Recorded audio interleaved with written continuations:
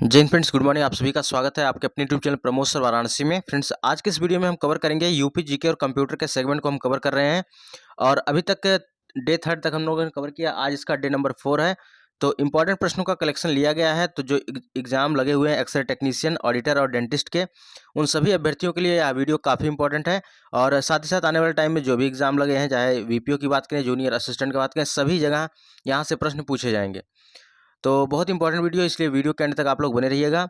और इसको आप रियल टेस्ट के मान के सॉल्व कर सकते हैं और कमेंट बॉक्स में बता भी सकते हैं कि आपके कितने क्वेश्चन सही हुए। तो हम लोग चलते हैं अपने प्रश्न की तरफ और सबसे पहले क्वेश्चन की तरफ चलते हैं। सबसे पहला क्वेश्चन है कि निम्नलिखित में से किस डिवाइस का उपयोग कंप्यूटर एडेड डिजाइन जैसे एप्लीकेशनों के लिए किया जाता है। तो कंप्यूटर एडेड डिजाइन, सीएडी का पूर्ण रूप भी पूछता है कि सीएडी का पूर्ण रूप क्या होता है। तो किस डिवाइस का उपयोग कंप्यूटर एडेड डिजाइन जैसे एप्लीकेशनों के लिए किया जाता है। तो यह किया जाता है प्लाटर का उपयोग किया जाता है। ऑप्शन नंबर डी होगा प्लाटर। अगला प्रश्न है which type of computer is use to control air traffic and radar of national defence. राष्ट्रीय सुरक्षा के हवाई यातायात और रडार को नियंत्रित करने के लिए किस प्रकार के कंप्यूटरों को जो है उपयोग में लाया जाता है। तो 67 का करेक्ट आंसर क्या होगा। ऑप्शन नंबर बी होगा हाइब्रिड कंप्यूटर। यानी राष्ट्रीय सुरक्षा की बात करें या कुछ ऐसे सेगमेंट की बात करें, चाहे आप बात करें डायग्नोसिस की, तो वहाँ पर हमेशा हाइब्रिड कंप्यूटर का ही यूज किया जाता है। तो इसको आप याद रखिएगा कि राष्ट्रीय सुरक्षा के हवाई यातायात और रडार को नियंत्रित करने के लिए किस प्रकार के कंप्यूटर का उपयोग किया जाता है। तो यह हाइब्रिड कंप्यूटर का उपयोग किया जाता है। याद रखिएगा डायग्नोसिस में भी हाइब्रिड कंप्यूटर का ही उपयोग किया जाता है। अगला प्रश्न है कि बुद्धिमान एजेंट डैश के माध्यम से महसूस करते हैं और डैश के माध्यम से कार्रवाई करते हैं। अच्छा, महसूस का मतलब क्या है, सेंस करेगा, और कार्रवाई का मतलब एक्शन लेगा। तो इसमें क्या होगा, correct answer option number A होगा, सेंसर एंड एक्चुएटर्स हो जाएगा। तो जो इंटेलिजेंट एजेंट होते हैं वह सेंसर के माध्यम से महसूस करते हैं और एक्चुएटर के माध्यम से कार्रवाई करते हैं। अच्छा, जो रोबोट होती है, रोबोट के जो बाँह होती है उसी को एक्चुएटर्स बोला जाता है। इसको भी याद रखिएगा। तो 68 का correct answer option number A होगा, सेंसर एंड एक्चुएटर्स। अगला प्रश्न है निम्नलिखित में से लिस्प का सही फुल फॉर्म क्या है। लिस्प का पूर्ण रूप होता है लिस्ट प्रोसेसिंग होता है। याद रखिएगा, लिस्प का पूर्ण रूप लिस्ट प्रोसेसिंग होता है। इसका विकास 1959 में जॉन मैकार्थी के द्वारा आर्टिफिशियल इंटेलिजेंस के प्रयोग के लिए किया गया था और यह फंक्शनल प्रोग्रामिंग लैंग्वेज है। इसको भी साथ में याद रखिएगा। 70 नंबर है, कह रहा है कि डैश मोबाइल डिवाइस का उपयोग करके स्टोरेज और फाइल शेयरिंग सेवाओं को प्रभावी सूचना प्रबंधन के लिए उपयोगी माना जा सकता है। तो किसका प्रयोग कह रहा है कि डैश मोबाइल डिवाइस का उपयोग करके स्टोरेज और फाइल शेयरिंग सेवाओं को प्रभावी सूचना प्रबंधक के रूप में माना जा सकता है। चलिए, 70 का करेक्ट आंसर क्या होगा। ऑप्शन नंबर बी होगा क्लाउड बेस्ड। यानी क्लाउड एक ऐसा सिस्टम है जिसको आप ऑनलाइन स्टोरेज कर सकते हैं और कहीं भी इजीली आप एक्सेस कर सकते हैं। अगर आपका मोबाइल खो गया या किसी वजह से आप कहीं बाहर हैं, आपको डेटा लेना है, अगर क्लाउड में आपने स्टोर किया है तो आप कहीं भी अपना लॉग ऑथेंटिकेशन करके, ठीक है, आप इजीली अपने डेटा को ले सकते हैं। तो यह ज़बरदस्त फीचर है क्लाउड बेस्ड में। अगला है 71 नंबर है, क्लाउड संगणना सेवा सम्मिलित नहीं करती है। तो cloud computing services does not include. चलिए, 71 का करेक्ट आंसर क्या होगा। ऑप्शन नंबर बी होगा, वैद्युत चुंबकीय वर्णक्रम आवंटन। नेक्स्ट है बैंकिंग शब्दावली में पिन का क्या संक्षिप्त रूप है। पिन को आपको बताना है कि पिन का संक्षिप्त रूप क्या होगा। 72 का करेक्ट आंसर क्या होगा। ऑप्शन नंबर डी होगा, पर्सनल आइडेंटिफिकेशन नंबर होगा। ऑप्शन नंबर डी हो जाएगा। अच्छा, बैंकिंग के रेफरेंस में आईएफएससी भी आता है। आईएफएससी का पूर्ण रूप क्या होता है, इंडियन फाइनेंशियल सिस्टम कोड होता है। और इसी के रेफरेंस में बैंक में आरटीजीएस आता है। आरटीजीएस का पूर्ण रूप क्या होता है, आरटीजीएस का रियल टाइम ग्रास सेटलमेंट होता है। अच्छा, इसी के रेफरेंस में एक नेफ्ट भी आता है। नेफ्ट का पूर्ण रूप क्या होता है, नेशनल इलेक्ट्रॉनिक फंड ट्रांसफर होता है। तो साथ में इसको भी आप याद रखिएगा। अगला क्वेश्चन है ई गवर्नेंस मल्टीमीडिया और मनोरंजन के संदर्भ में आईईसीटी का रूप क्या होता है। आईईसीटी का पूर्ण रूप पूछ रहा है क्या होता है। तो भैया आईईसीटी का पूर्ण होता है information electronics and communication technology. देखिए यहाँ पर आईईसीटी अलग अलग याद करेंगे तो याद हो जाएगा, अलग अलग याद करेंगे तो याद हो जाएगा, कोई दिक्कत नहीं होगा। जैसे आई ई को एक साथ याद कर लीजिए, इंफॉर्मेशन इलेक्ट्रॉनिक्स हो गया, और सी टी का हो जाएगा कम्युनिकेशन टेक्नोलॉजी। तो बस information electronics and communication technology correct answer हो जाएगा। अगला प्रश्न है, एम एस वर्ड में निम्नलिखित में से किस की कम्बिनेशन या समुच्चय को दबाकर पेज को ब्रेक किया जा सकता है? तो भैया किसका प्रयोग करके पेज को ब्रेक करते हैं? तो कंट्रोल प्लस एंटर का उपयोग करते हैं, यानी 74 का correct answer option number D होगा, control plus enter. 75 number question है, कह रहा है कि निम्नलिखित में से माइक्रोसॉफ्ट वर्ड का कौन सा व्यू टेक्स्ट दिखता है जैसे यह हेडर और फुटर के बिना प्रिंटेड फॉर्मेट में दिखाई देता है? तो फिर से एक बार पढ़ते हैं कि माइक्रोसॉफ्ट वर्ड का कौन सा व्यू है, उस व्यू के बारे में पूछ रहा है, उस व्यू के बारे में पूछ रहा है जो टेक्स्ट दिखता है जैसे यह हेडर और फुटर के बिना प्रिंटेड फॉर्मेट में दिखाई देता है। तो correct answer option number B होगा, ड्राफ्ट व्यू। ड्राफ्ट व्यू में माइक्रोसॉफ्ट वर्ड का ये जो ड्राफ्ट व्यू है, यह ड्राफ्ट व्यू टेक्स्ट जैसा दिखता है जैसे यह हेडर और फुटर के बिना प्रिंटेड फॉर्मेट में दिखाई देता है। तो याद रखिएगा। अगला प्रश्न है, मल्टीमीडिया सॉफ्टवेयर सामान्यतः निम्नलिखित में नहीं सम्मिलित होता है, किसमें नहीं सम्मिलित होता है? तो कह रहा है multimedia software usually do not incorporate, ठीक है, मल्टीमीडिया सॉफ्टवेयर सामान्यतः को सम्मिलित नहीं करता है। किसको सम्मिलित नहीं करता है? मल्टीमीडिया में साउंड होते हैं, बिल्कुल सही, इमेज होते हैं, वीडियो होते हैं, लेकिन वर्ड डॉक्यूमेंट नहीं होते हैं। 76 का correct answer option number A होगा। अगला प्रश्न है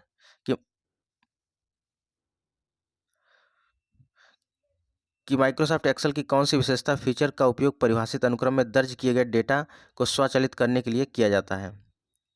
तो माइक्रोसॉफ्ट एक्सेल की कौन सी विशेषता पूछ रहा है, कौन सा फीचर है जिसका उपयोग परिभाषित अनुक्रम में दर्ज किए गए डेटा को स्वचालित रूप से करने में मदद करता है? तो 77 का करेक्ट आंसर होगा option number B, auto fill करता है। अगला प्रश्न है कि ग्राफिक्स फाइल के लिए एक्सटेंशन की पहचान करें। ग्राफिक्स फाइल के लिए एक्सटेंशन क्या होता है?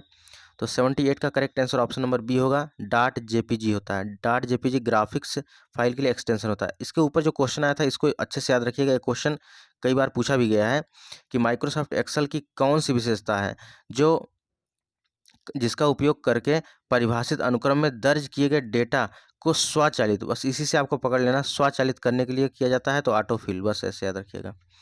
चलिए अगला प्रश्न है कि निम्नलिखित में से कौन सा विकल्प अलग है? लाइनेक्स, विंडोज 98, विंडोज 7, C++, आखिर इसमें से अलग क्या है? तो 79 का करेक्ट आंसर ऑप्शन नंबर क्या हो जाएगा? लाइनेक्स एक ओपन सोर्स ऑपरेटिंग सिस्टम है, ठीक है। विंडोज 98, विंडोज 7 और ये सब कमर्शियल ऑपरेटिंग सिस्टम है, जबकि C++ क्या है, एक प्रोग्रामिंग लैंग्वेज है, ठीक है। C++ एक प्रोग्रामिंग लैंग्वेज है। अगले क्वेश्चन की तरफ चलते हैं, प्रोसेस डेटा को क्या कहा जाता है? 80 का correct answer option number B, ठीक है, यानी process data is known as information. Process data को जानकारी कहा जाता है। तो हम लोग का कंप्यूटर यहाँ से समाप्त हो गया, यानी 15 क्वेश्चन। अब चलते हैं हम लोग यूपी जीके की तरफ। यूपी जीके को फटाफट करते हैं। काशी विद्यापीठ वाराणसी की स्थापना किसने की थी? तो काशी विद्यापीठ वाराणसी की स्थापना शिव प्रसाद गुप्ता के द्वारा की गई थी। ऑप्शन नंबर बी करेक्ट हो जाएगा, ठीक है। महात्मा गांधी काशी विद्यापीठ वाराणसी की स्थापना 10 फरवरी 1921 को असहयोग आंदोलन के दौरान बाबू शिव प्रसाद गुप्ता के द्वारा की गई थी। बाबू शिव प्रसाद गुप्ता तथा भगवान दास दोनों लोग थे, उनके द्वारा की गई थी। और इस संस्थान की स्थापना काशी विद्यापीठ के नाम से की गई थी, और फिर बाद में चल के 1995 में इसका नाम महात्मा गांधी काशी विद्यापीठ रख दिया गया था। चलिए 2001 की जनगणना के अनुसार उत्तर प्रदेश में किस जनपद में जनसंख्या घनत्व सबसे अधिक है? इसके पहले वाले वीडियो में हमने पूछा था आपसे, पूछा था कि इसका करेक्ट आंसर क्या होगा। तो देखिए यहाँ पर इसका करेक्ट आंसर हो जाएगा ऑप्शन नंबर ए, इलाहाबाद हो जाएगा। 83 नंबर क्वेश्चन है कि उत्तर प्रदेश में सबरी संकल्प अभियान की शुरुआत की गई, ठीक है, किसके लिए की गई थी? 83 का ऑप्शन नंबर बी करेक्ट हो जाएगा, कुपोषण दूर करने के लिए। कुपोषण दूर करने के लिए सबरी संकल्प अभियान शुरू किया गया था। सबरी संकल्प अभियान कुपोषण को दूर करने के लिए। उत्तर प्रदेश में राज्य पोषण मिशन संबंधित है, किससे संबंधित है? उत्तर प्रदेश में राज्य पोषण मिशन संबंधित है। 84 का करेक्ट आंसर होगा ऑप्शन नंबर सी, कुपोषण से संबंधित है, ठीक है, ऊपर वाला भी, ये भी। उत्तर प्रदेश किस क्षेत्रीय परिषद का सदस्य है? उत्तर प्रदेश किस क्षेत्रीय परिषद का सदस्य है? तो इसका करेक्ट आंसर होगा ऑप्शन नंबर क्या हो जाएगा, मध्य क्षेत्रीय परिषद का सदस्य है, ठीक है। पूर्वी क्षेत्र में तो आपके बिहार, झारखंड, उड़ीसा ये सब आ जाते हैं। पश्चिमी में गोवा, गुजरात, महाराष्ट्र आ जाते हैं। और उत्तरी में चंडीगढ़, हरियाणा आ जाते हैं। और दक्षिणी वाले में आंध्र प्रदेश, कर्नाटक, केरल आता है। लेकिन अगर मध्य क्षेत्र की बात करें तो इसमें उत्तर प्रदेश, मध्य प्रदेश, छत्तीसगढ़, उत्तराखंड आता है, तो इसको याद रखिएगा। उत्तर प्रदेश उर्दू अकादमी की स्थापना किस वर्ष की गई थी? उर्दू अकादमी की स्थापना 86 का correct answer option number B हो जाएगा, 1972, 1972 में उत्तर प्रदेश उर्दू अकादमी की स्थापना की गई। कह रहा कि अगला क्वेश्चन, अगरिया, बेगा और भुइया अनुसूचित जनजातियां उत्तर प्रदेश में निम्नलिखित में से किसमें मुख्यतः निवास करती हैं? तो भैया अगरिया जनजाति हो, बेगा जनजाति हो, भुइया जनजाति हो, ये सभी 87 का करेक्ट आंसर होगा, सोनभद्र जिले में निवास करती हैं। अगला क्वेश्चन है, निम्नलिखित में से कौन सा उत्तर प्रदेश में नहीं है? विश्वनाथ मंदिर है, वाराणसी में है, आगरा का किला है, अस्सी घाट है, विक्टोरिया मेमोरियल नहीं है, तो ऑप्शन नंबर डी करेक्ट हो जाएगा। चलिए, यहाँ पर लोकगीत दिया है, गायन का अवसर दिया है, आपको इसको मिलान करना है, तो आप मिलान कर सकते हैं। चैती क्या है? चैती जो है ये मौसमी गीत है। कजरी क्या है?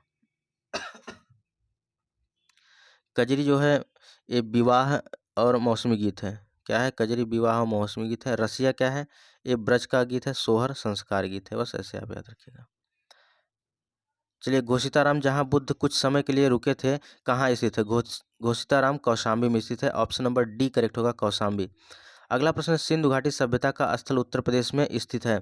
सिंधु घाटी सभ्यता का स्थल उत्तर प्रदेश के कहाँ पर स्थित है? सिंधु घाटी सभ्यता का स्थल, तो 91 का करेक्ट आंसर होगा option number D, Hulas. Hulas Uttar Pradesh के सहारनपुर में स्थित है। जबकि ये रोपड़ जो दिया है, रोपड़ कहाँ है? पंजाब में है। बनवाली कहाँ है? बनवाली हरियाणा में है।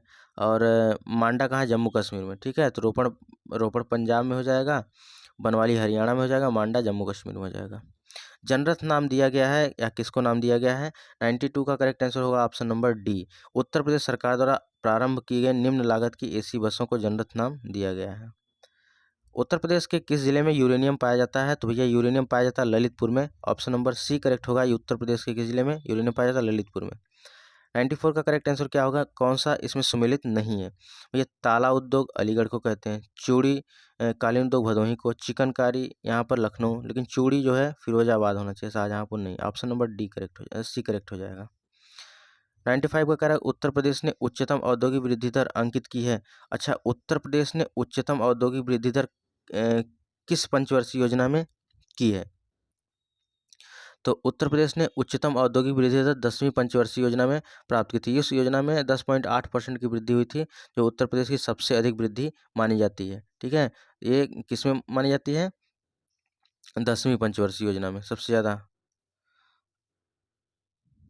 अच्छा, इस वाले क्वेश्चन में कुछ डाउट है, आप लोग कमेंट करके बताइएगा, शायद 10वीं ही है। ठीक है, कमेंट करके जरूर बताइएगा।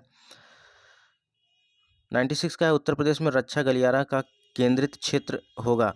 ठीक है, उत्तर प्रदेश में रक्षा गलियारा का केंद्रित क्षेत्र क्या होगा? 96 का correct answer option number D हो जाएगा, बुंदेलखंड। उत्तर प्रदेश में रक्षा गलियारा का केंद्रित क्षेत्र होगा बुंदेलखंड। चलिए, अगला क्वेश्चन है, ब्रांड उत्तर प्रदेश सृजन के लिए उत्तर प्रदेश पर्यटन द्वारा किस उपागम को अपनाया गया है? तो यह समग्रता उपागम को अपनाया गया, ऑप्शन नंबर डी करेक्ट होगा। अगला प्रश्न है, उत्तर प्रदेश में सिंचाई का सबसे बड़ा स्रोत क्या है? चलिए बताइए, 98 का करेक्ट आंसर क्या होगा? ऑप्शन नंबर सी हो जाएगा, नलकूप सबसे बड़ा क्षेत्र है। 99 का करेक्ट आंसर क्या होगा? निम्नलिखित में से कौन सा फसल चक्र पूर्वी उत्तर प्रदेश में सबसे अधिक उपयुक्त समझा जाता है? 99 का ए हो जाएगा, धान, मक्का, गेहूँ। आज का लास्ट प्रश्न है, उत्तर प्रदेश में कौन सा जनपद दशहरी आम के लिए सबसे ज़्यादा प्रसिद्ध है? तो दशहरी आम के लिए लखनऊ प्रसिद्ध है। तो ये आज हम लोगों ने इसको कवर किया। ठीक है, 35 क्वेश्चन को, और सभी प्रश्न एक एक क्वेश्चन अच्छे से रट लीजिएगा, वेरी वेरी वेरी इंपॉर्टेंट है। और फ्रेंड्स, अगर आप चैनल पर पहली बार आए, चैनल को जरूर सब्सक्राइब कर लीजिएगा। एक जरूरी सूचना है, अगर आप Allahabad high court, railway NTPC, ALP आज का तैयारी कर रहे हैं और यूपी आरओ की, तो इसी को देखते हुए करंट अफेयर के 1000 प्रश्नों का कलेक्शन तैयार किया गया, बिल्कुल ओरिएंटेड। और सबसे पहले मंथली वाइज इसमें कवर किया गया है। मंथली वाइज जैसे ही समाप्त हो जाएगा, उसके बाद मिक्स टॉपिक को एक साथ रखा गया है, जिसमें 400 प्रश्नों का कलेक्शन है। तो टोटल 1000 प्रश्न आपको इसमें देखने को मिलेंगे, तो बिल्कुल ओरिएंटेड कंटेंट है। तो आज ही इस नंबर पर पेमेंट करके 49 रुपये पेमेंट करके इस बुक को लेकर अपनी तैयारी बेहतरीन कर सकते हैं।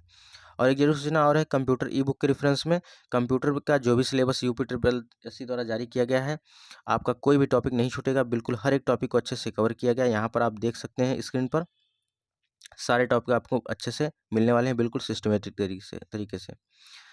तो इस बुक को लेने का प्रोसेस है, जो स्क्रीन पर नंबर दिख रहा है 9793661506, इस पर आपको 100 रुपये पेमेंट करने हैं। पेमेंट करके स्क्रीनशॉट अपना नाम और डिस्ट्रिक्ट इसी व्हाट्सएप नंबर पर आपको सेंड कर देना है। थोड़ी देर बाद आपको इसका ई बुक प्रोवाइड करा दिया जाएगा। उसी प्रकार यूपी जीके भी है। यूपी ट्रिपल एस सी का जो नया सिलेबस है इसी पर आधारित है, आपका कोई भी टॉपिक नहीं छूटने वाला है। तो इस बुक को लेकर अपनी तैयारी शुरू कर दीजिए। इसकी प्राइस है 125 है। इसमें यूपी जीके भी मिलेगा, आपको उत्तर प्रदेश करंट अफेयर भी मिलने वाला है। तो फ्रेंड्स, ये आज की वीडियो। बाकी आप लोग चैनल पर पहली बार आए हैं, चैनल को सब्सक्राइब कर लीजिएगा। साथ ही साथ वीडियो के डिस्क्रिप्शन बॉक्स में टेलीग्राम का लिंक है, टेलीग्राम को ज्वाइन कर लीजिएगा। तो फ्रेंड्स, मिलते हैं नेक्स्ट वीडियो में, तब तक के लिए जय हिंद, वंदे मातरम, खुश रहिए और मस्त रहिए।